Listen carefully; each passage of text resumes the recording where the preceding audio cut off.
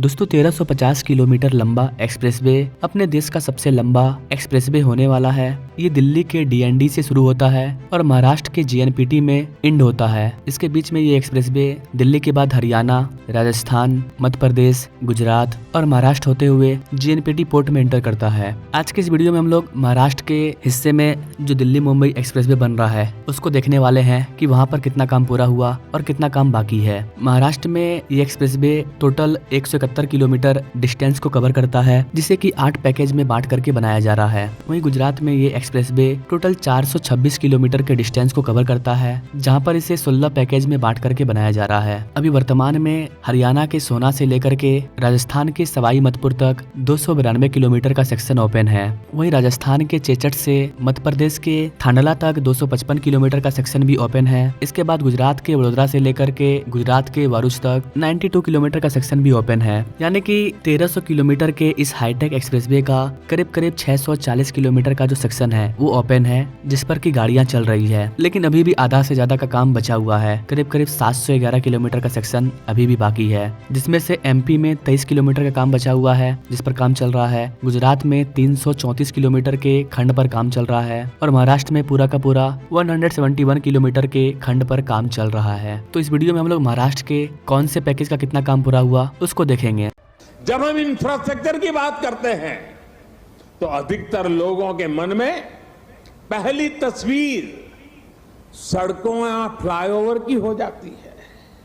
Transport infrastructure के विकास पर आज भारत जितना काम कर रहा है उतना पहले कभी नहीं हुआ।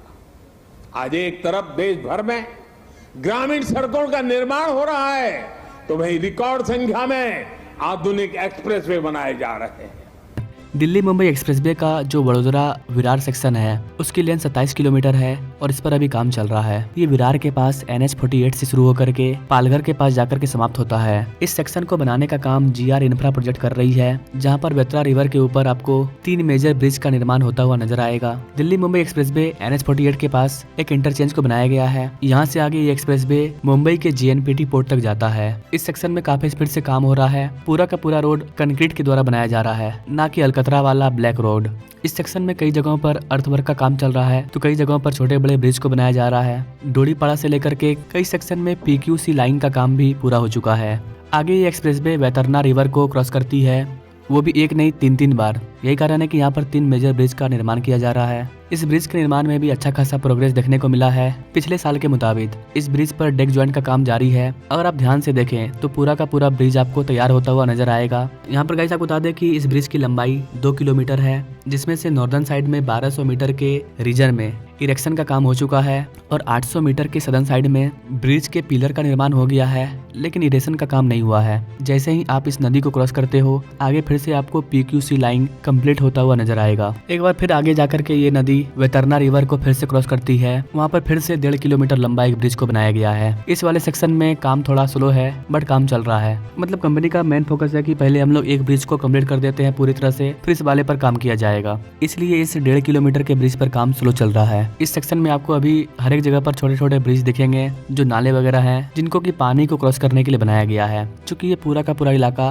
पहाड़ों और छोटे मोटे जंगलों से होकर गुजर रहा है, तो रात में यहाँ पर काम नहीं हो पा रहा है। इसके आगे एक और ब्रिज आता है, जहाँ पर स्पैन ग्रेडर इरेजन का काम पूरा हो चुका है। अब यहाँ पर डेक स्लैब का काम स्टार्ट किया जा रहा है। ठीक ऐसे ही इसके आगे पालघर से लेकर के धानु तक जो 26 किलोमीटर का सेक्शन है, वहाँ पर भी ऐसे ही काम चल रहा है, लेकिन जिस स्पीड से काम होना चाहिए उस स्पीड से यहाँ पर काम नहीं हो रहा है। पालघर के आगे का जो सेक्शन है वो पैकेज 12 के अंतर्गत आता है। यहाँ पर अभी अर्थवर्क का काम ही चल रहा है। कहीं कहीं पर छोटे बड़े नाले को बनाया गया है, ब्रिज वगैरह को बनाया जा रहा है। इसी पैकेज में बोईसर रोड के ऊपर अंडरपास रैम्प का निर्माण किया जा रहा है, क्योंकि नीचे और एक रोड जा रही है और ऊपर से जाएगा दिल्ली मुंबई एक्सप्रेसवे। इसके आगे का काम भी सेम इसी तरह से चल रहा है। कुछ जगह पर आपको PQC लाइन कंप्लीट होता हुआ नजर आएगा, तो कहीं पर अर्थवर्क चल रहा है। ठीक वैसे ही इसके आगे आता है हिली सेक्शन। वहाँ पर भी अच्छा खासा काम चल रहा है। इस हिली सेक्शन में कई सारे पहाड़ों को काट करके रोड को समतल किया जा रहा है। धानु रोड के पास एक इंटरचेंज का निर्माण भी किया गया है। यहाँ पर आपको टोल प्लाजा बिल्डिंग का निर्माण कार्य भी शुरू होता हुआ नजर आएगा। इसके आगे के सेक्शन में PQ लाइन का काम भी पूरा हो चुका है। यहाँ पर आपको साइड में MBCB भी कंप्लीट होता हुआ नजर आएगा,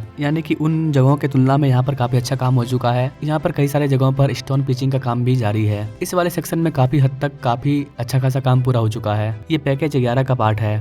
पैकेज 11 में लगभग काम पूरा हो चुका है गाइस। हो सकता है कि आने वाले टाइम में पैकेज 11 को ओपन भी कर दिया जाए। इसके आगे का जो पैकेज है वो आता है पैकेज 10। वहाँ पर भी काफी स्पीड से काम चल रहा है। अगर ओवरऑल देखा जाए तो दिल्ली मुंबई एक्सप्रेसवे का काम काफी स्पीड से चल रहा है, लेकिन कई सारे सेक्शन में अभी भी कई सारे काम बाकी है। मध्य प्रदेश के बाद गुजरात और महाराष्ट्र वाले सेक्शन में काफी ज्यादा काम बाकी है। मध्य प्रदेश के पीछे उधर राजस्थान और हरियाणा, उधर दिल्ली साइड लगभग काम पूरा हो चुका है और करीब उधर 650 किलोमीटर का सेक्शन ओपन है। लेकिन जिस स्पीड से काम चल रहा है उसे देख करके लग रहा है कि दिल्ली मुंबई एक्सप्रेसवे को चालू होने में अभी और 2-4 साल का समय लग जाएगा। तभी दिल्ली से कोई गाड़ी निकलेगी और डायरेक्ट मुंबई के JNPT तक पहुंचेगी विदाउट एनी रुकावट। बाकी गाइस, आपको क्या लगता है दिल्ली मुंबई एक्सप्रेसवे पूरी तरह से कब ओपन होगा? आप अपने राय कमेंट बॉक्स में जरूर दीजिए और दिल्ली मुंबई एक्सप्रेसवे के ऐसे ही लेटेस्ट अपडेट के बारे में जानने के लिए हमारे चैनल से जो जुड़िए। बाकी मिलेंगे हम लोग नेक्स्ट वीडियो में, तब तक के लिए जय हिंद।